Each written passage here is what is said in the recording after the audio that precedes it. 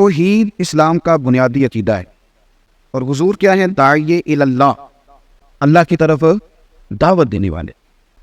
آپ شاہد بھی ہیں، مبشر بھی ہیں، اور نذیر بھی ہیں۔ فرمایا محبوب ہم نے آپ کو حاضر و ناظر بنایا ہے، خوشخبری دینے والا بنایا ہے، اور ڈر سنانے والا بنایا ہے۔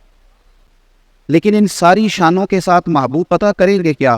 وداعیا الی اللہ، وداعیا الی اللہ باذنہ وسراجا منیرا، ہم نے آپ کو اللہ کی طرف دعوت دینے والا بنایا، اور آپ چمکتے ہوئے آفتاب ہیں۔ کس برکت سے؟ اللہ کے دیے ہوئے اذن کی برکت سے۔ ہم نے یہ کیا ہے کہ ہم نے ایسے طبقات جنہوں نے صبح جلدی ڈیوٹی پہ جانا تھا انہیں ہم نے پابند کر دیا ہے کہ تم نے جلسوں میں نہیں آنا، دیر سے اٹھتے، جس نے صبح وقت پہ جانا ہے وہ بیچارہ نہیں آ پاتا، پابندی ہے۔ اس لیے کہ میری طرح کے خطیب نقیب یہ تو سارے سوتے ہیں سویرے، وہ لوگ آئے، وہ دیکھیں جی ہمارے ملک میں ایک ایسا کالم نگار بھی ہے جس کے کالم بڑے دیکھے جاتے ہیں، جس کا پروگرام بڑا سنا جاتا ہے۔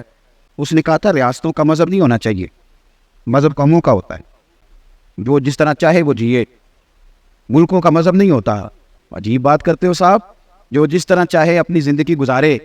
تو پھر نبی پاک صلی اللہ تعالیٰ علیہ وسلم نے جو بتوں کے خلاف جہاد فرمایا، سنا میرے بھائیوں، اور توحید بارے تعالیٰ کے تعلق سے حضور نے جو پیغام دیا، آپ کو غصہ آنا چاہیے، آپ کے چہرے پہ بال آنے چاہیے، آپ کے چہرے پر جلال آنا چاہیے جب کوئی بندہ یہ بات کرتا ہے کہ نہیں سجدہ کہیں اور بھی ہو سکتا ہے۔ دلیل کیا ہے؟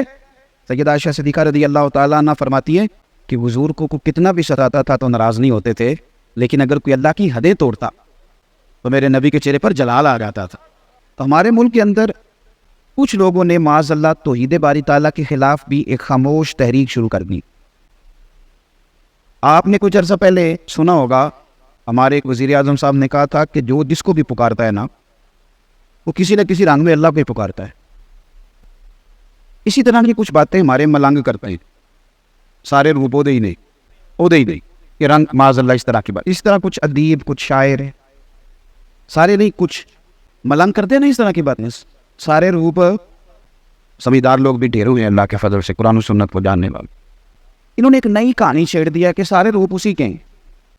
تو یہ شعراء، یہ ادیب، یہ نقبا، یہ کچھ جاہل قسم کے صوفیاء، وہ سارے جی جو جس کو پکارتا ہے اسی کو پکارتا ہے۔ تو میرا یہ سوال ہے کہ اگر سارے روپ اسی کے تھے اور جو جس کو پکارتا تھا وہ اللہ کو ہی پکارتا تھا، تو پھر نبی پاک بتوں کے خلاف جہاد کیوں کرتے رہے؟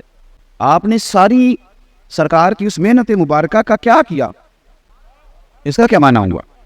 جھگڑا کیا تھا بھلا کہ بت پکارنے والا اللہ کو پکارتا، کہ ہر مقام پہ حضور نے فرمایا لا الہ، اللہ اللہ ہے، اور کس طرح ہے؟ قل هو اللہ احد، تم کہو کہ اللہ ایک ہے، اللہ، اور اللہ صمد ہے، بے نیاز ہے، لم یلد ولم یولد، نہ وہ کسی کا باپ ہے نہ کسی کا، نہ وہ جنا گیا نہ اسے کسی نے جنا، اور ولم یکن لہ کفوا احد، اس کا معنی بھی ہے کہ اس سے ایسا دوسرا ہے ہی کوئی نہیں، اس طرح کا دوسرا